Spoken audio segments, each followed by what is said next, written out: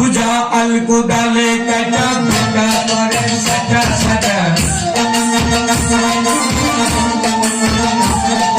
সুজা আল কুদালে কাটা বেটা করে সাটা সাটা পরের মাল লুটটা পাটা নিজের ভুলি করে বড় ওই ভক্তি মসজিদে যায়া ওইটা তার সুজা করো ওই ভক্তি মসজিদে যায়া ওইটা তার সুজা করো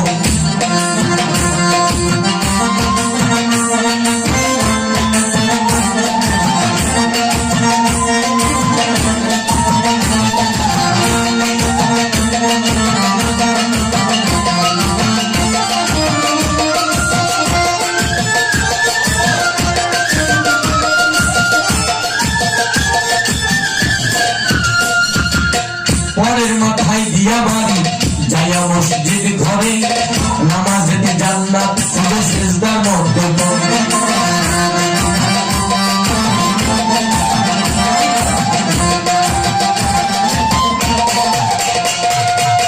পরের মাথায় দিয়া বাড়ি যায়া মসজিদ ঘরে নামাজেতে জান্নাত খুঁজে সিজদার মধ্যে পড়ি আবার হারাম টাকায় ভরা পথে 10 টাকাতেই হজের টিকিট হারাম টাকায় ভরা পকেট ওই টাকায় হজের টিকিট মক্কায় গিয়া নেকের প্যাকেট মক্কায় গিয়া নেকের প্যাকেট আনবে কিনে বড় বড় ওই ব্যক্তি মসজিদে যায় ওই টাকার সোজা করো ওই ব্যক্তি মসজিদে যায় ওই টাকার সোজা করো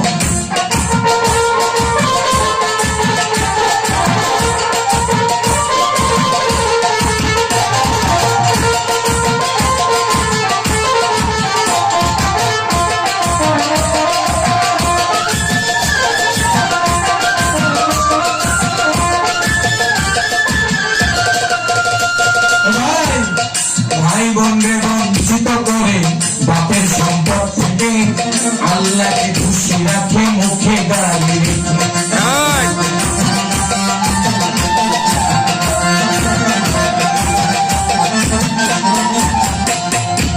আমার মনে হয় আশুগঞ্জ এরকম মানুষ নাই। আচ্ছা আচ্ছা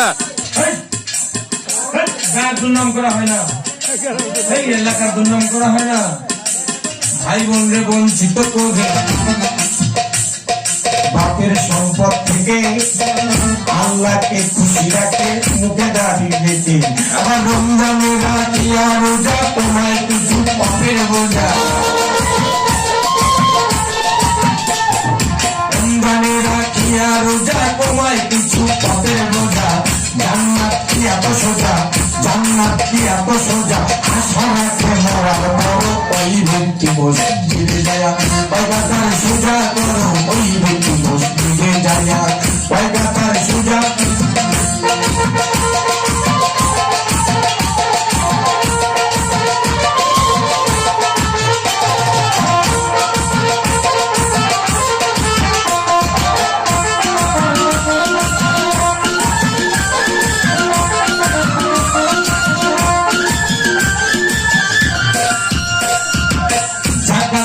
কথা শুনলে সেজন্য মারে ঢোক 10 টাকা দাম ধরিয়া জানায় দেশের লোক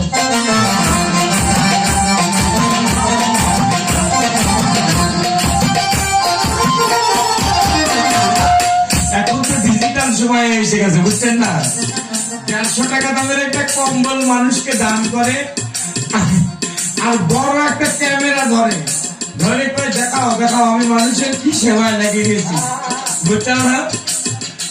মুরব্বী ভ্যালু দিচ্ছেন হ্যাঁ বউ দিয়ে আমার কথা কষ্ট করে না বউ দিয়ে পাঠাচ্ছে 500 টাকা দিয়ে বাজারে বুঝছেন কিনা। একটা মাছের দাম 200 টাকা কাঁচা তরকারির দাম 100 টাকা কত গেল 300 গেল। ওই তেল রসুন শুকনা লঙ্কার দাম আপনার 100 টাকা কত গেল 400 টাকা গেল। আছে কত 100 টাকা আছে। এখন 100 টাকা ওর কাছে আছে বাচ্চার সোদা নিতে হবে ঠিক কিনা। বাচ্চার জন্য সোদা নিতে হবে মা বুড়ো আছে তার জন্য একটু পান নিতে হবে ঠিক না। এটা বাকি রয়ে গেছে ঠিক কিনা।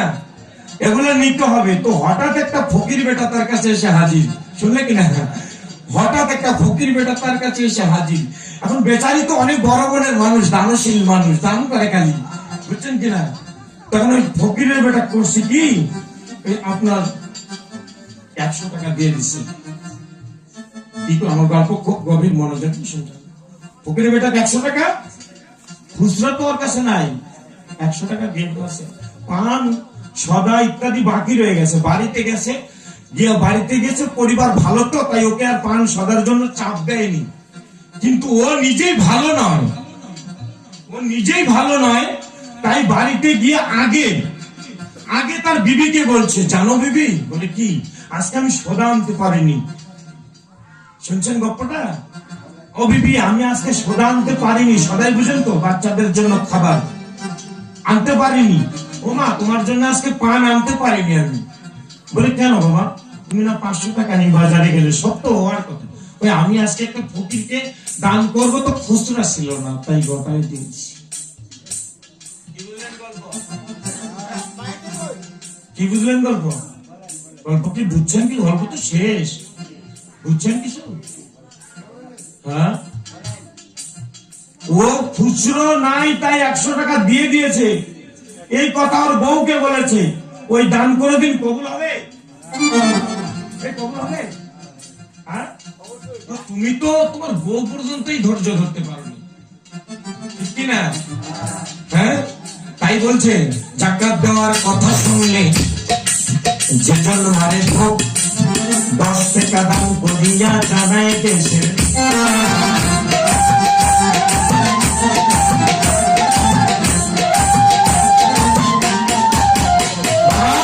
জাকাত দেওয়ার কথা শুনলে যেজন মারে ভোগ, 10 টাকা দান করিয়া জানায় দেশের। আর সালাম সরকার বলে কিয়ামতের কালে,